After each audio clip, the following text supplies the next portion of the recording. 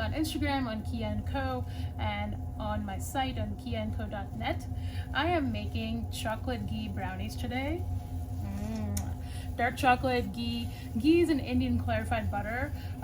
It is just so good. If you don't have it at home, that's okay. You can use melted butter or even coconut oil in place of these brownies. These are pantry staple brownies. A cinch to make. They're cakey, they're soft. You gotta try these. Let me show you what ingredients I have. So we have some dark chocolate. I have some unsweetened chocolate and some regular chocolate chips that I'm adding in because I want more depth in chocolate flavor. I have some eggs, a little bit of flour, just regular all-purpose flour, some sugar, some dark cocoa powder, baking powder, and a little bit of salt, and the star of this brownie, some ghee. Now let's get started. Oh, and I do have some vanilla too. So I'm going to get my chocolate up on a double boiler.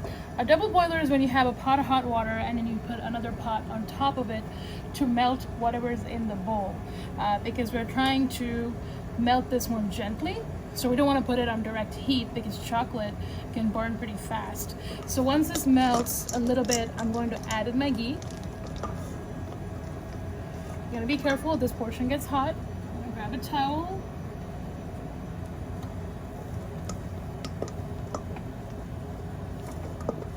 Just like that. That looks pretty good.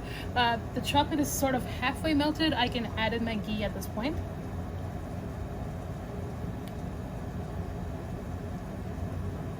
Get all of that in there. And it melts pretty fast. You know, that is the beauty of ghee. It has a lower melting point. Get that mixed in.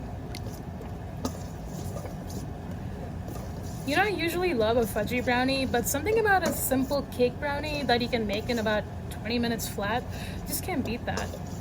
That's really, really good. And you can use any kind of chocolate you have at hand. If you want it to be a little sweeter, you can just add milk chocolate. This is almost melted, so I'm gonna take it off my stove, bring it up to my ingredients, finish melting this, turn my stove off. We want to let this cool down just for a minute.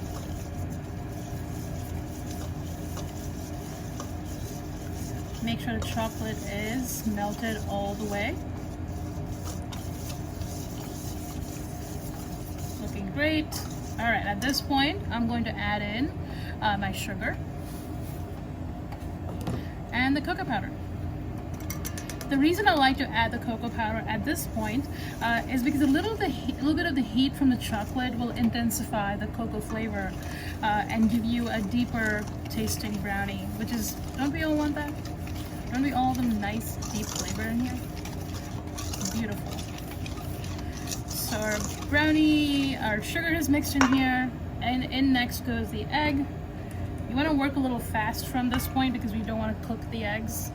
You can do these one at a time, or go in like I did, both at once is fine too. Break up the yolks, get them whisked in really fast. This is gonna thicken up the chocolate mixture, which is exactly what we want. So don't be afraid when it does that. Okay, at this point, I'm going to switch back to my, let's see, I'm going to get the dry ingredients in here. Oh, let's throw in the vanilla first real quick. Let me get that mixed in. You can add the vanilla at the very end, that's fine too. I just want to get this smooth enough for my flour. Let's get the flour in, the powder, and the salt.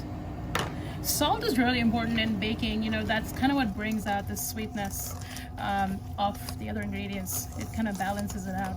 So just kind of gently mix this in, just until the flour disappears. Let's get the excess out of the whisk.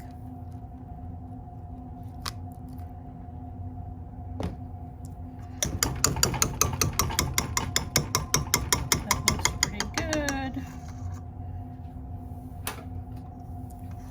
Get the rest of this folded in here.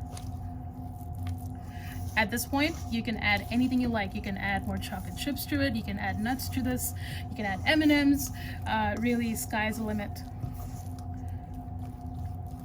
You can also make this brownie in a skillet if you have one, and then just kind of eat directly from the pan, because that's the good stuff. All right, I'm gonna get this into I'm using a 6-inch square pan. It is greased, and I have, as you'll see, there's some parchment hang over here, so it's easy to get the brownies out once they're done baking. Okay, let's get these in. Look at that color, isn't that beautiful? We're going to bake these at 350 for about 10, maybe 15 minutes. Like I said, these are make in 20 minutes flat kind of brownie. Okay, ready for the oven? I'll be right back once this comes out. All right, brownies are out of the oven. I'm putting a little bit of ganache that I had in the fridge on them, just, you know, for a little bit more chocolate flavor. This is completely optional. I am sprinkling with a little bit of sea salt. Yeah, this is what brings out that beautiful chocolate flavor. Don't be afraid to go all over it. And then some chocolate covered cocoa nibs, because those are my favorite. You can add sprinkles here.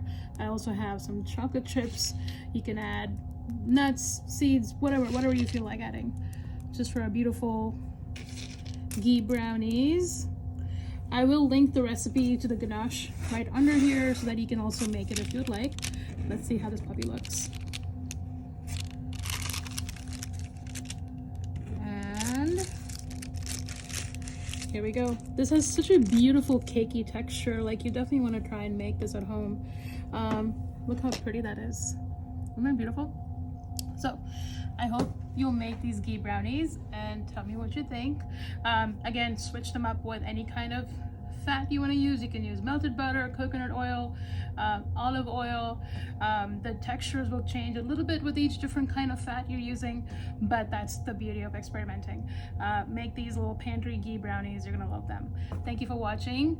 My account is on Instagram, it's KNCO, and my website is knco.net. Bye.